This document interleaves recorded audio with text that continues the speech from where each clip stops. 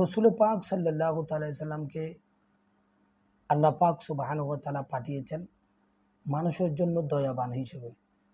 কিন্তু যেটা আমরা কোরআন ও কারিমের মধ্যে এভাবে দেখতে পাই, লাকাদ জাআকুম রাসূলুম মিন আনফুসিকুম আজিজুন আলাইহি মা আনিতুম হারিসুন আলাইকুম বিল মুমিনিনা রাউফুর রাহিম। রসুল পাককে এখানে রউফুর রাহিম বলে সম্বোধন করেছেন আল্লাহ পাক।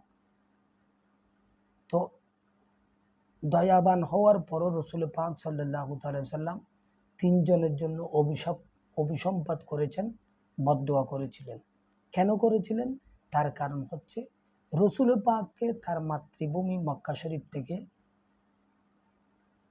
বের করে দেওয়ার কারণে। দেখেন, যেটা সহিহ বুখারী হাদিস নাম্বার 1889 নম্বর হাদিস, এখানে এই কথাগুলো উল্লেখ রয়েছে। সেখানে বলা হচ্ছে রসুল পাক মুশরিক, মক্কার যে মুশরিক নেতা, তাদের বিরুদ্ধে আল্লাহর কাছে বদদোয়া করেছেন। তিনি এভাবে বদদোয়া করেছেন, হে আল্লাহ, আপনি সাইবা ইবনু রাবিয়া, উতবা ইবনু রাবিয়া, প্রথম নম্বরে সাইবা ইবনু রাবিয়া তিনজনের জন্য বদদোয়া করেছেন।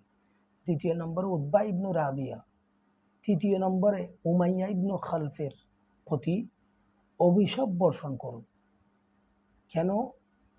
যেমনিভাবে তারা আমাদের মাতৃভূমি থেকে বের করে দিয়ে মহামারীর দেশে ঠেলে দিয়েছে। তো মহামারীর দেশ কোনটা? মহামারীর দেশ হচ্ছে মদিনাতুল মুনাওয়ারা। তখন মহামারীর দেশ ছিল। রসুল পাক মদিনা মুনাওয়ারা চলে যাওয়ার পর থেকে এটা মানুষ মহামারী থেকে বেঁচে থাকে।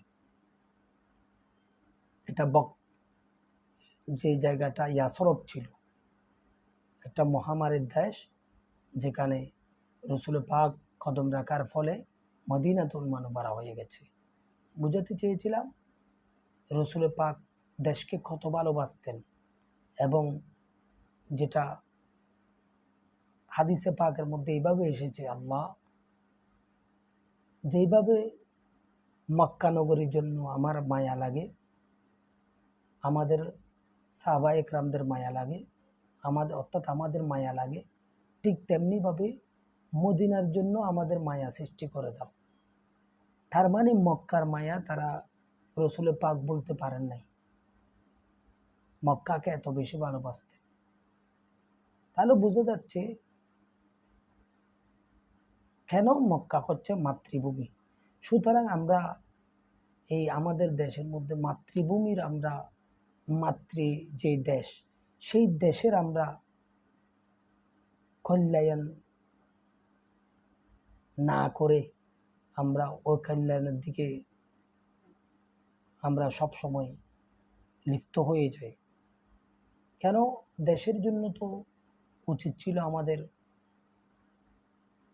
জীবন দেয়া, দেশের জন্য কাজ করা, দেশের জন্য ভালো কাজ করা। কিন্তু আমরা তা না করে কি করি? আমরা দেশের ক্ষতি হয়ে এরকম কাজ করি। যেমন আপনারা দেখতে পেয়েছেন, অনেকেই কোটি কোটি টাকা হাতিয়ে নিয়েছে। কত 400 কোটি টাকা একজনের যদি থাকে, তারপর বিভিন্ন দেশে বাড়ি করেছে, তাহলে আমাদের দেশের সাথে কত তারা মুনাফিকি করেছে দেখেন। সুতরাং শুধু একজন না, এগুলো অনেকে আপনারা দেখেছেন, খবরের কাগজে দেখতে পান এবং টিভির পর্দায় দেখতে পান। সুতরাং বোঝা যাচ্ছে আমরা এগুলো থেকে আমাদের বেঁচে থাকতে হবে, যেগুলোর দ্বারা আমরা আমাদের দেশকে উন্নয়নের দিকে নিয়ে যেতে পারবো, সেদিকে আমাদের লক্ষ্য রাখতে হবে, সেই কাজগুলো আমাদের করতে হবে। সুতরাং আমরা এখন আর মারামারি, হানাহানি এগুলো চাই না। মানুষ শান্তি চায়, যেভাবে হলে শান্তি হবে ওইদিকে আমরা ছুটব। আমরা